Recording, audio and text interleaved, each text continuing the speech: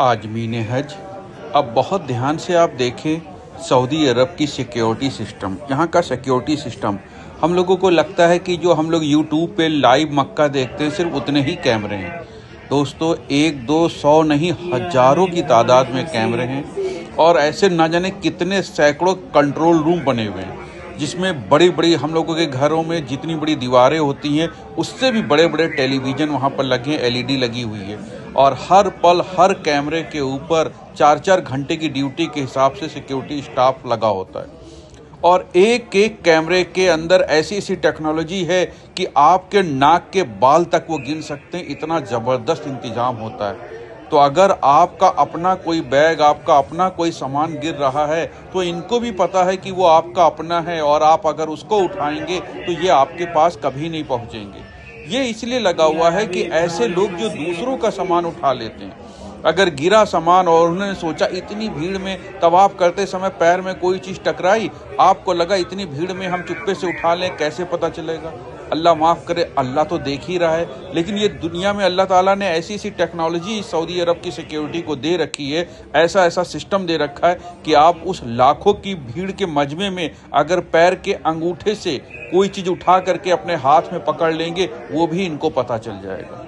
और दूसरी बात आपको बताएं, आप मताफ में या मस्जिद अल हरम में बाहर जितने भी वर्दीधारी पुलिस वाले देखेंगे, आप उनको तो पहचान लेंगे ये आर्मी वाले हैं या पुलिस वाले हैं, लेकिन उससे भी कहीं ज़्यादा आम ड्रेस में, सऊदी की आम ड्रेस में, आम लिबास में पहने ना जाने कितना सिक्योरिटी सिस्टम, उनकी एलआईयू, उनकी एसटीएफ, उनकी फोर्स वहाँ पर एक्टिव रहते हैं, जो आपके हर पल का मूवमेंट पे नज़र रखते हैं।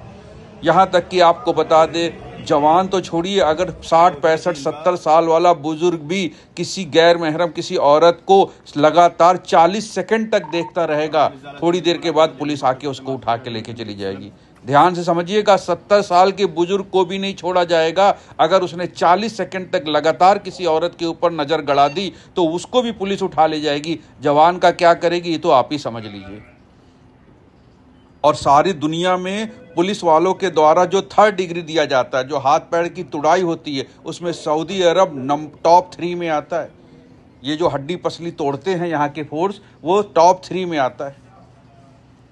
और जो सऊदी अरब का बंदा है, जो सऊदी सिटीजन है, अगर वो भी कोई गलती करता है तो उसका भी पता नहीं चलता है कि वो कौन सी जेल में कहाँ गया। हमारे इंडियन हाजियों का तो आप ही अंदाज़ा लगा सकते हैं, कुछ अता पता नहीं चलेगा कहाँ गए। अगर जरा से भी अपराध जैसी चीज़ में कोई भी लिप्त हो गया, अपराध जैसी चीज़ में कोई फंस गया।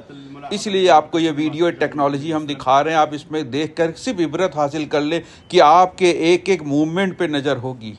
यहाँ तक कि आपको बता दें, अगर मस्जिद अल हरम के बाहर आप 2 सगे भाई हैं और एक दूसरे को रियाल दे रहे हैं, एक आदमी ने पर्स से 100 रियाल निकाले और दूसरे को दिए, उतनी देर में फोर्स आ जाएगी। पैसों का लेन देन भी खुलेआम करना सख्त मना होता है वहाँ पर। टाइम नहीं लगता फोर्स आने में मेरे भाई, इतनी ज़बरदस्त वो है वहाँ पर सिस्टम, और ऐसे ऐसे सेंसर लगे हुए हैं कि हर मूवमेंट पे नज़र रखते हैं। आप खुद अपनी नज़रों से देख लीजिए। इसलिए हमने आपको बताया कि आप किसी दूसरे का सामान बिल्कुल ना उठाएं, और अगर आपका अपना सामान गिर रहा है, चाहे वो आपका पर्स हो, चाहे वो बैग हो, कुछ भी हो, तो अपना सामान जरूर उठा लें, क्योंकि ये जो कैमरे की आंखें हैं ये बात को देख रही हैं कि आपने अपना सामान गिरने पर उठाया है।